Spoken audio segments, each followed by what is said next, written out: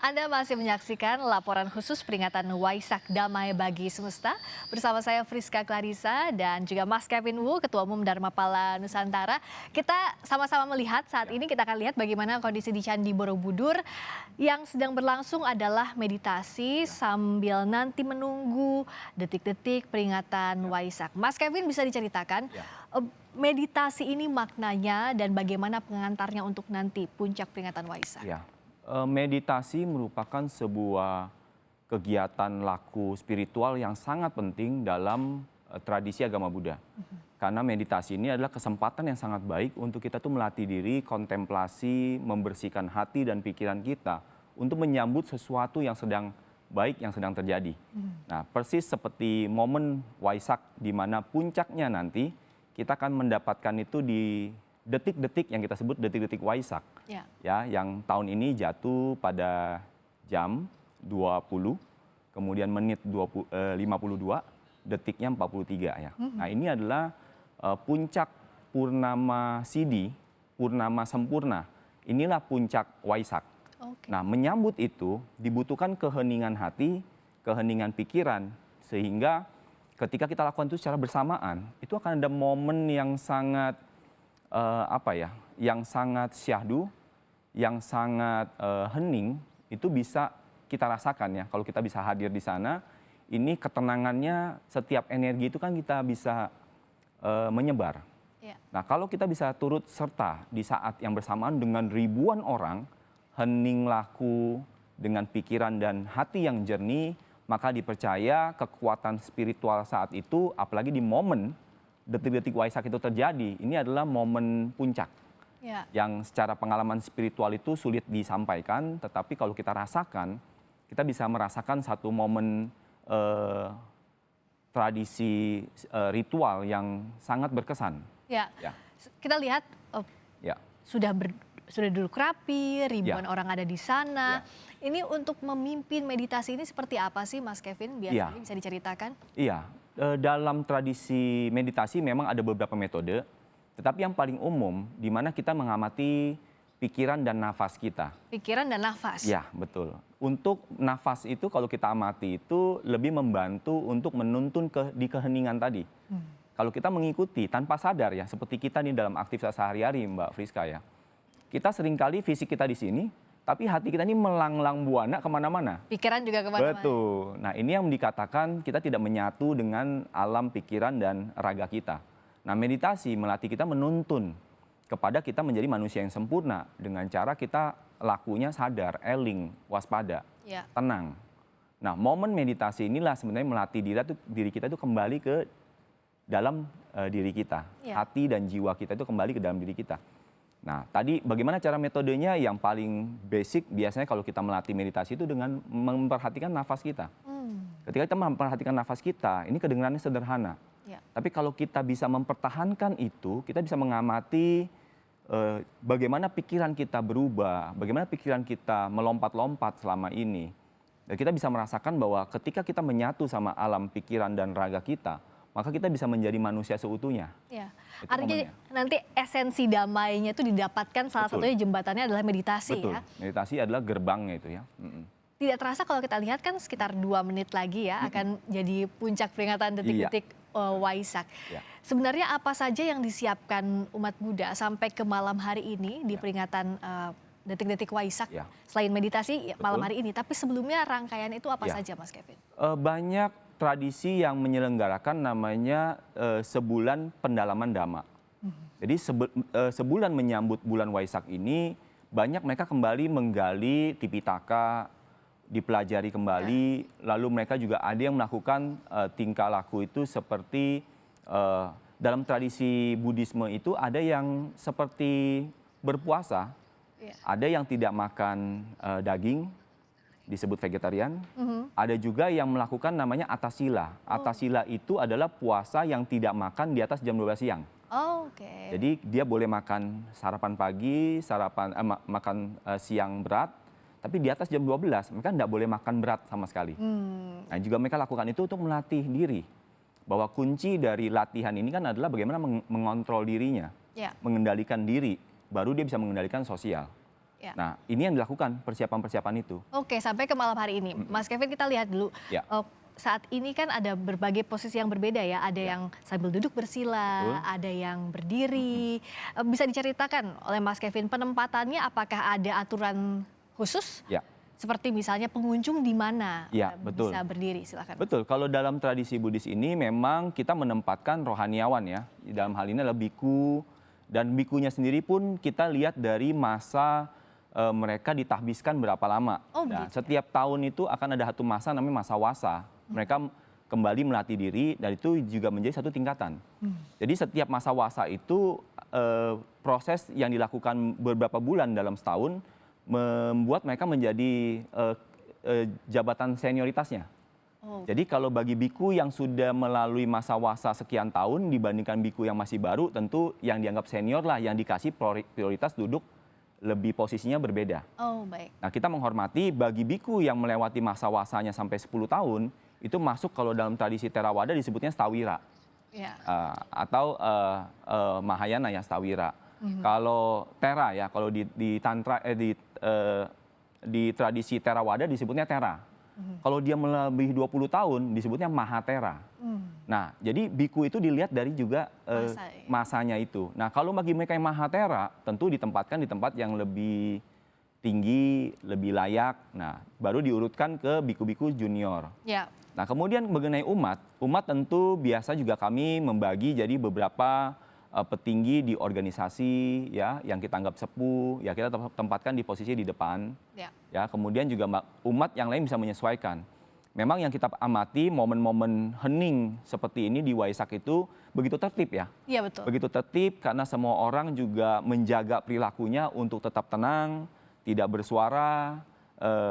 Kalaupun kita melakukan gerakan biasanya terkontrol ya, tidak kalau gatel misalkan tiba-tiba ada nyamuk atau serangga yang menggigit, biasanya nggak langsung kasar mukul begitu, perlahan, karena kita butuhkan dengan kesadaran. Apalagi sekarang kan sudah masuk detik-detik Betul. Waisak. Betul. Tadi Inilah. 25.243, sekarang Betul. sudah 25.4, artinya Ya. sudah masuk masa hening, betul ya Betul. Mas ya? Apa saja yang dilakukan di masa hening ini? Apa yang boleh, apa yang tidak boleh melanjutkan Ya. yang tadi? Betul, karena ketika momen masa hening inilah sebenarnya ketika orang masih dalam posisi meditasi sempurna inilah yang diharapkan bisa mendapat getarannya ya.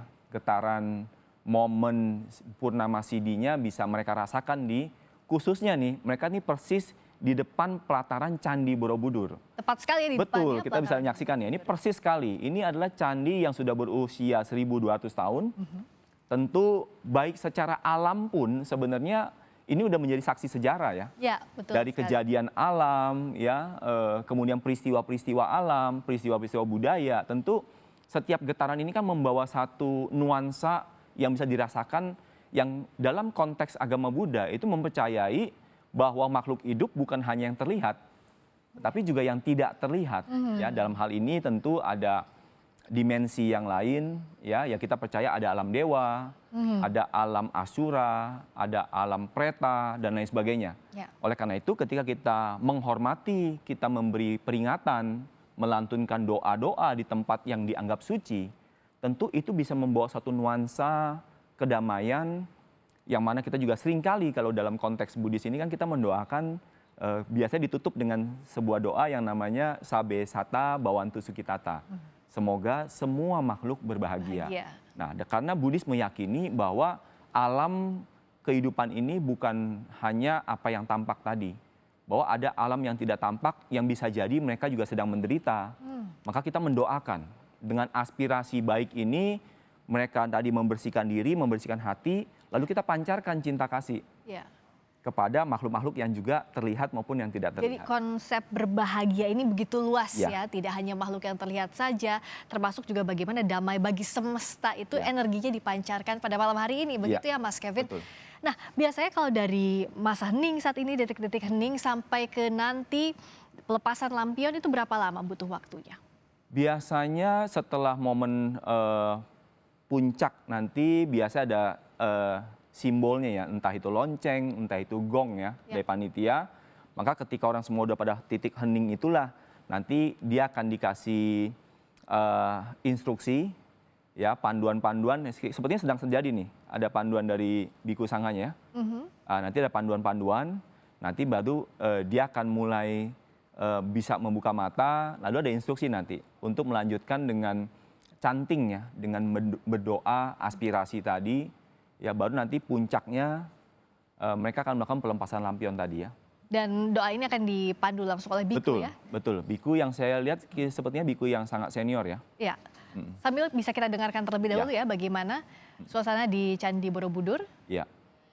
Mangkale aparan langkesi se padawi pangkale abhiseken sampampuntanang angkapan pamuan tanti sunang kantang sumangkalang supa batang suhun titang sukanon suhun jasuyedam Mas Kevin, boleh dibantu untuk menceritakan prosesi yang sedang berlangsung? Ya, ini berarti kan momen detik-detiknya sudah dilewati. Nah, saat ini sedang dibacakan parita-parita mantra yang sifatnya adalah untuk memancarkan cinta kasih tadi kepada semua makhluk. Kita mendoakan kepada makhluk-makhluk yang tampak maupun yang tidak tampak. Dengan simbol dari Borobudur sendiri yang mencerminkan ada alam yang sifatnya rupa datu dan arupa datu. Itu kan memang tadi alam yang memang tampak ya. Itu simbolnya itu kotak kalau di Candi Borobudur itu. Oh, yang ini ya kita lihat ya. Betul, kalau kita lihat dari atas ini kan berupa mandala. Mandala itu bahasa zaman dulu itu adalah sebuah alam semesta. Nah, jadi kalau kita bicara di bagian yang kotak, di luar itu ada alam tampak, alam yang kita bisa lihat. Rupa datu itu tadi ya? Arupa datu ya, rupa datu. Nah, yang bulat itu disebutnya arupa datu. Nah, di arupa datu ini yang di 3 tingkat ini memang udah tidak ada relief itu, Mbak Friska. Nah, maka di alam-alam yang memang mencerminkan kehidupan di alam kita ini dia berupa yang tampak kan dia ada relief-reliefnya. Iya, di situ jelas sekali ada panel-panel ya, ada alam binatang, ada alam dewa, ada alam lain-lain gitu ya. Dia itu ditampak di sana. Dan begitu kita masuk ke alam yang arupa yang berupa bundar, lingkaran yang 3 tingkat itu memang alam yang sudah tidak kelihatan disebutnya. Nah, bagi umat Buddha meyakini alam-alam ini kan alam-alam dewata, alam-alam yang memang tingkat kesucian lebih tinggi ya. Nah, inilah ketika sambil prosesi mantra dan doa ini dipanjatkan, sebagian biku saya perhatikan di sini juga sedang melakukan prosesi pemercikan air suci. Oh, baik. Jadi dari doa-doa yang tadi sudah disampaikan, getaran meditasi, air kan bisa menangkap energi juga. Menangkap energi dan doa itu ya, dipercikan kepada umat yang beribadah. Oh, baik. Ya, dalam konsep beberapa ilmu pengetahuan juga pernah diteliti bahwa air itu bisa menangkap energi dan sejalan dengan itu ya ketika ini sedang terjadi saat ini sambil dibacakan mantra dan doa tadi, Biku Sangha ini juga memercikan air-air itu kepada umat yang hadir. Baik, dan kita lihat cantik sekali pemandangan dari atas karena sesaat lagi juga kita akan sama-sama memperingati bagaimana dilepaskan lampion yang maknanya tentu saja ada doa-doa ya yang diterbangkan. Nah, tapi kalau dari tadi ya kita memaknai bagaimana alam semesta, ada rupa datu, ada arupa datu. Setiap Waisak ini bagaimana untuk mengingatkan umat bahwa bagaimana kita selalu kembali pada hakikatnya, begitu Mas Kevin. Tidak terlarut pada dunia itu apa-apa saja proses yang kalau kita bicara Waisak kan memperingati perjalanan hidup Pangeran Siddhartha menjadi Buddha. Dan bagaimana beliau yang lahir sebagai pangeran dengan segala kemewahan, dengan segala kekuasaan dan materi yang dia miliki saat itu, beliau mampu melepas.